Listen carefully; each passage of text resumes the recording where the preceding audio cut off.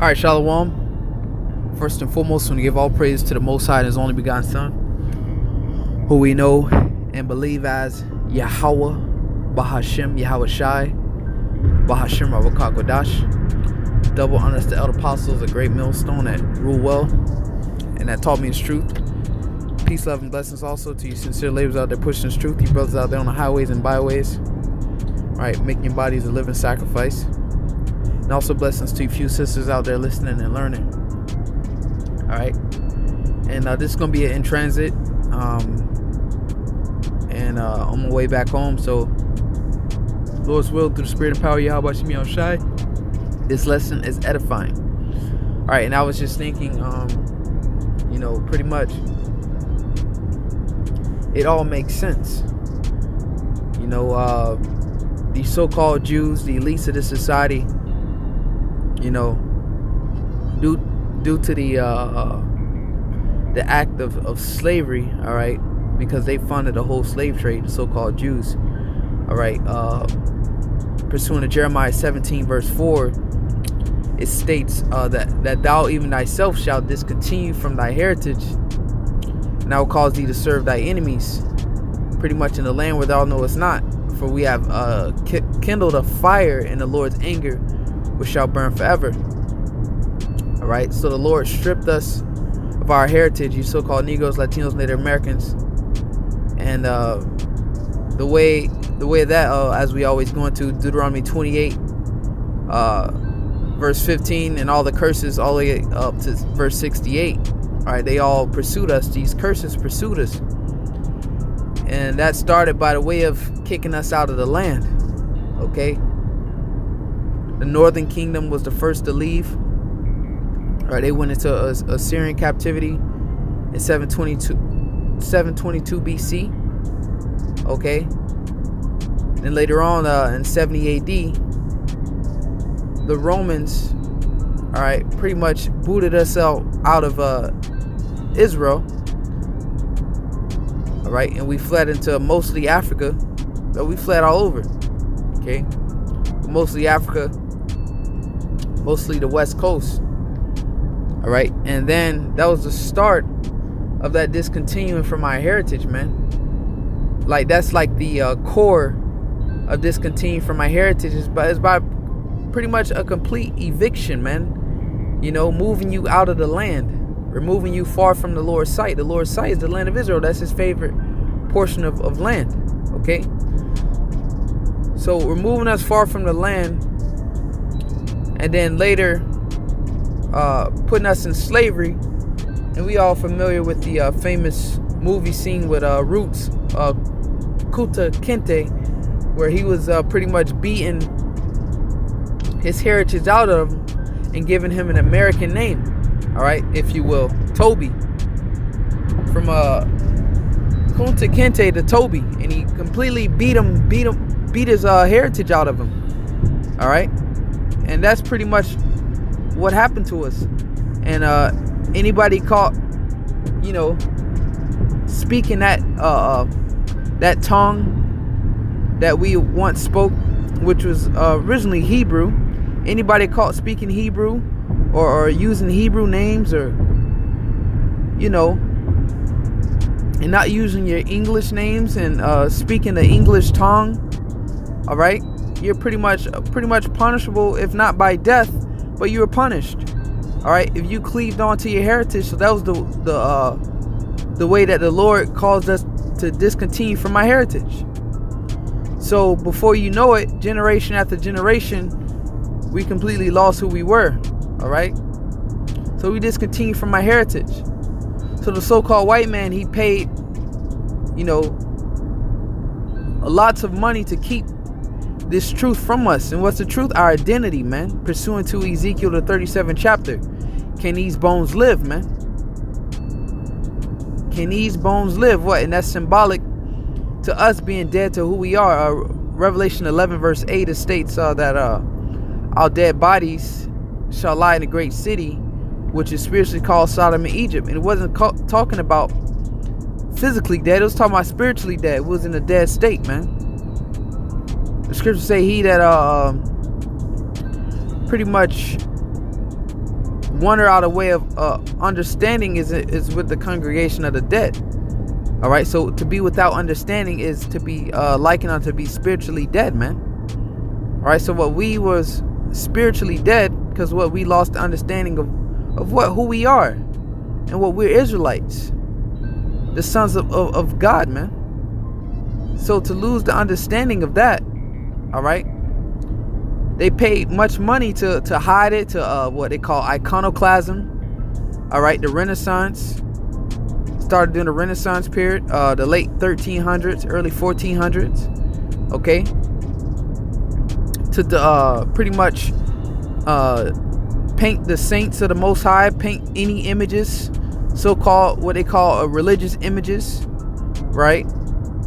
To paint the apostles to be white, and mostly what Job 9:24, he covered the faces of the judges thereof, if not wherein who is he? To cover the face of the one who the world ignorantly calls Jesus Christ and make him a so-called white man. Okay, so they put all this hard work and labor into keeping us from the truth. Okay, to know that the people of God, the Israelites, were a people of color. To be more specific, they were so-called Negroes, Latinos, Native Americans. All right, the people of God. All right. So they paid much money. They put in hard labor to keep that from us. So it all makes sense. And then what? After that, what they did, pursuing the Revelations 2:9, which is twofold. The synagogues of Satan, I know thy works in tribulation, but thou art rich, and I know the blasphemy of them which say they are the Jews and are not, but are the synagogue of Satan. All right. So stripped us of our heritage and took upon those names, calling themselves Judah. All right, calling themselves Israelites, Israelis. Okay. It said, one shall call himself Jacob, roughly paraphrasing. So they took upon our identity, all right, and put in much hard work and labor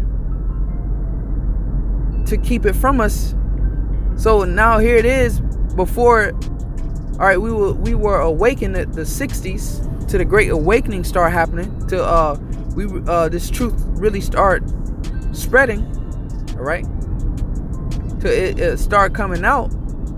It started small first, but look at it now. It's grown all over the world, man. Pursuant to Matthew's 24th chapter, and this gospel shall go forth throughout all the world. Then shall the end come. All right. So we're everywhere, but then it started small first as a little sanctuary. Okay. Then, now we awaken to this, and that's what they tried so hard to keep from us, and it all makes sense. It all makes so much sense that the Bible is real. All these good, you got some of our people that be like, so you really think that they wouldn't hide the Bible from you and hide certain, they did certain attempts to do that, but the point is, we were never supposed to know we're those people. So those things that enlighten us, to tell us we're the greatest people of the world, and we're above all nations, and we the chosen people, and that the kingdom is promised to us. When we read that, the way they had the so-called white man had set up Esau Edom, is that when we read those things, we would think that those things didn't pertain to us because we didn't know that we were these people. So yes, they would keep the Bible, intact and keep it there, all right, in plain sight. And that's the best way to hide things, in plain sight. Because that's the best way to hide things. The best things is hidden in plain sight, man. So, because it's like to work on your psyche, man. All right. To work on your psyche. What I feel, the word is escaping me right now. But to work on your mind, psychology, all right? To work on your mind, they studied that. That because what majority of people think is that the truth or a secret, it wouldn't be right there in front of your face. That's what most people think. And that's common sense, right? But that reverse psychology, common sense, you know, you would be like, nah, it wouldn't be right there in front of you, but it is. So that reverse psychology, man. You know, they like the scripture say, they done a diligent search, man. They you know, they're wiser than Daniel, man. They you know, they put in much labor, man. All right. So it was actually a miracle for us to wake up and to get this truth. They didn't plan on that happen. See, they put so much work into it that they pretty much reason within themselves like, yo, it would take a miracle. All right. It would take a miracle for these people to wake up. And just that happened, man. All right. Read Revelation, the 5th chapter. Yahushai's sacrifice that he made with his blood, okay, opened the seals of this book so we can get the understanding. All right. And we can start waking up and doing these great works that we're doing now, man. This ministry is greater. This is the greatest thing that ever took place in history. This ministry, man. You know, and the world always wanted to be a part of history, to make a change, to be a part of history. You know? Well, if I be part of the elect, all right, I would do the greatest, be a part of not one of the greatest things that could ever took place in history. The Israelites, man. All right, because as we know in the book of Daniel, how I speak about that little rock that came and pretty much smoked the toe and took down a whole statue. That statue was a representation of all the not of all, but the main pretty much empires of the world, man. All right. So that's history. So this little rock to come and take down that whole statue to subdue all the nations, as I say in Revelations, he had all the crowns of the kings. Okay, that little rock, all right, took down all the kingdoms, man. That's nobody's ever done that in history like that, man. Especially the way the Lord's finna do it. The Lord's finna do it all in one day, man. The Lord finna destroy America in 1 hour. All right. No kingdom has done that. It was a series of wars, all right, of drawn out wars back and forth. You know, no nation when Alexander, as powerful as he was, the greatest conqueror as he was, he didn't conquer the whole world or destroy a kingdom in 1 hour. I mean, he did it fast. The scriptures say that as if his feet didn't touch the ground. All right, because he moved so swiftly, but he didn't do that in 1 hour. Well, the Lord finna take Babylon the greatest kingdom that ever exists, out in 1 hour. So referring back to the point, they didn't expect for us to wake up, man. You know, it literally took a miracle for us to wake up. And here it is. Now we wake up. So that's why there's such a great resistance. All right, that's the word. Such a great resistance when we call ourselves Israelites. But when we was calling ourselves the original man, even Egyptians, you know, they had no problem with that. We was calling ourselves Nubians and all these, you know, Hamitic so-called cultural titles. There was no resistance against that. Because why? Those gods have no power, man. You've seen what the God of Israel did to the Egyptians, okay? Those gods are not the living gods. They have no power over our God. So they took the heritage. They chose the greatest God.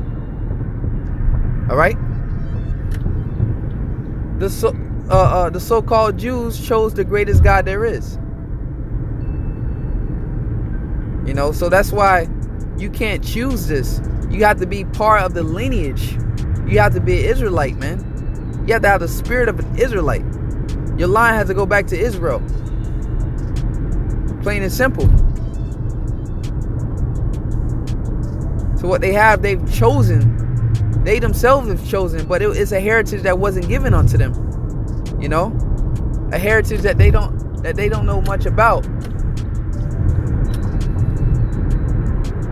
But going back to the point, man, it took a miracle for us to wake up, and now here it is, we have awakened, man, and it's a great awakening. And that's why so much resistance to when we call ourselves Israelites, man. They don't like that.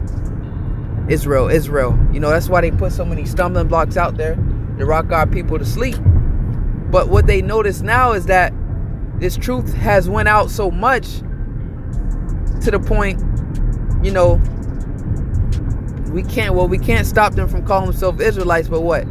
We can keep them from being connected, because why? There's an Israel of Israel. There's the Israel of God, man. That's why scripture saying Romans, not all Israel that is Israel, roughly paraphrasing. So they pay certain people out, though we don't know the names, that's a disconnection, man. You have no breath in you. You got skin, and that's going back to the you got skin on you, but no breath was in them. Ezekiel 37. So they know they couldn't stop us from calling ourselves Israel, but that's why doctrine is so important, man. So the most important prophecy we're waiting on right now is the RFID chip, being the mark of the beast. Once you get that chip, you pretty much giving Esau ownership of you, man. It's going to pretty much disconnect you from the Heavenly Father, man. So what? You got a lot of most camps saying the RFID chip is not the mark of the beast. The RFID chip is the mark of the beast. I'm repeat it again. The RFID chip is the mark of the beast. 3 times, like Yahushua did to Peter. Yeah, the RFID chip is the mark of the beast, man. So that's how they do it. But still, this Israel is waxing so much stronger and stronger. So now what they about to revert to is the demonization, then to get carnal and come at us with that great sword, man. Martial law. All this whole chipping, what? It's to chip the elect, man. That's Esau's main goal. We don't know who the elect is. So what? We just got to do mandatory chipping. Chipping, everybody has to be chipped. And what? And Esau's mentality behind that is to get that birthright back. He'll feel that the Most High would do away with Israel if he chip all of us. Okay? And he think he will get the birthright back. But he sold it. So that's why the Lord is going to lift up a standard against him in these times.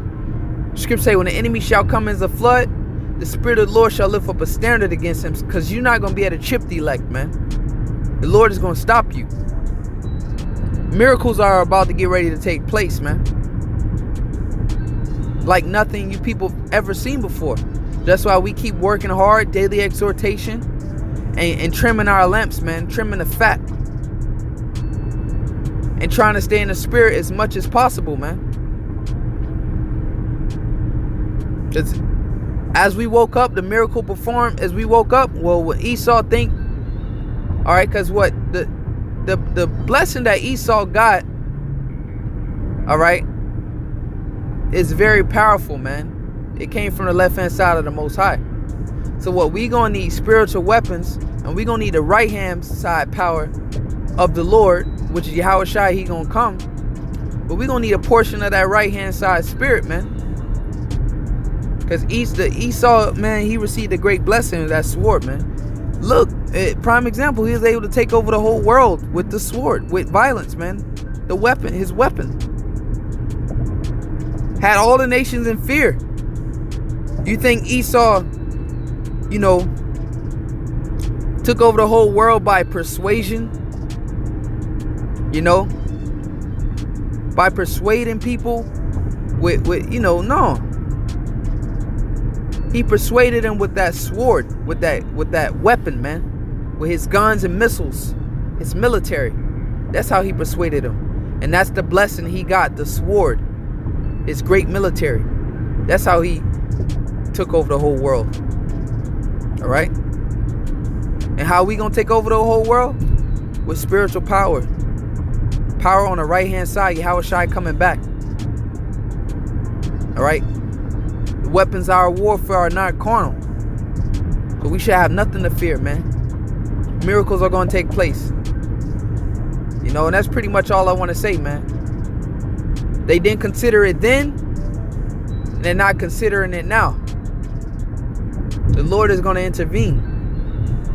You know? So we have nothing to worry about. You know, keep the hope, keep the faith. Salvation draweth nigh. As scripture say, our salvation is nearer than we believe. Okay? So let's stay strong and keep fighting, brothers. Until next time, I'll say shalom.